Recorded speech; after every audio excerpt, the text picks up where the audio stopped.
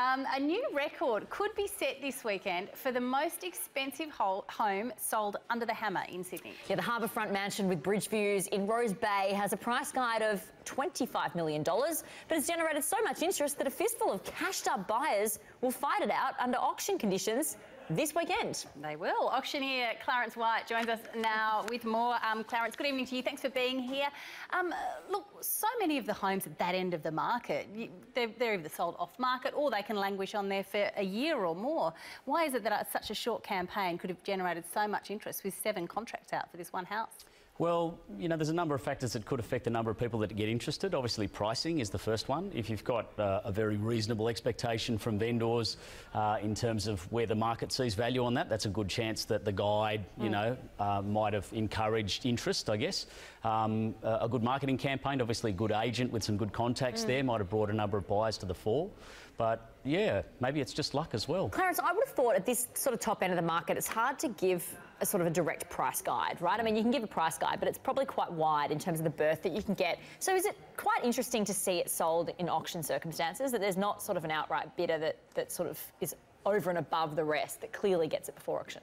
Well, the higher price point, the very high value properties would typically sell privately or off-market because it's a very particular type of buyer that you're looking for. Yeah. This is not a buyer that's just decided we're going to move house, we're in the market, we're going to buy something in the next 2 months. Yeah, what can we find with 25 million? Yeah. That'll do. Yeah. This is a buyer that's looking for a bespoke home, that's looking for the home, the particular home in that prestige marketplace. So typically there's not a glut of people for whom that property is right.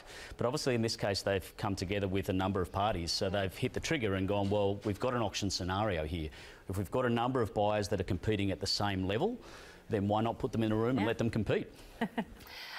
With so many people competing, it sort of seems strange given that prices have pulled back nationally. Is it that very top tier of the market immune to price fluctuations elsewhere?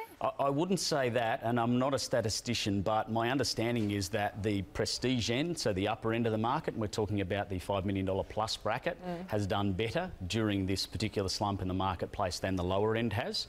So people with money still have money, apparently. Does it tend to take a hit, though? Historically, in housing downturns, does the top end ever take a hit? Because obviously they're not usually restricted by tight lending criteria. You know, often they've got a lot of cash on hand if you've got, you know, if you're forking out for a $25 million house. It depends what's caused the market downturn. Yeah. I mean, if you're talking about global financial crises where, you know, CEOs and so forth are being cut on salary and people are being made redundant and things like that, that's going to hit the top end of the marketplace. But when you're talking about, in this instance, where we've gone through a historical boom and then you've got a correction to the marketplace, that's not an underlying economic problem. So at that top end of the market, you haven't got as many factors that are affecting income and equity and things that allow people to purchase at that level. Now, you auctioned a house at this end of the market late last year in Tamarama. What made that property go to auction? So again, I think in any situation, I guess one of the beauties of auction is that it's flexible, so it enables the agent to pivot depending on how much interest is actually in the campaign at that point. On that particular property, it became apparent to the agent that we had more than one party competing at a similar level, at or above the guide. So we took it to auction and sold it above the guide on the day. Yeah, that was a great house. We had that one on the show and there was like a slide and a cubby. It was just a magnificent Beautiful. home. Yeah, because there was another example of one that, you know, in a similar price guide in Melbourne, I think it was in Toorak, where the home sold for about $19 million under the hammer. I mean, that's pretty rare though, isn't it? But it's not out of the question. Yeah, well, again, that buyer is rare, and therefore typically they're selling privately or they're selling off market. But you know, again, if you've priced it and if you get to the point in the campaign where you do find you have competitive interest, why would you not let them fight it out? On the day, does it pan out any differently from an auction of a bread and butter property?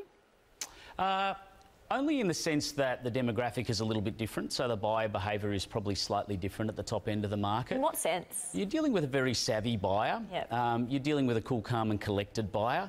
I tend to find, I guess, at the lower end of the market, you're dealing with mums and dads, people who are putting their life savings into their family home. They're much more emotional about it.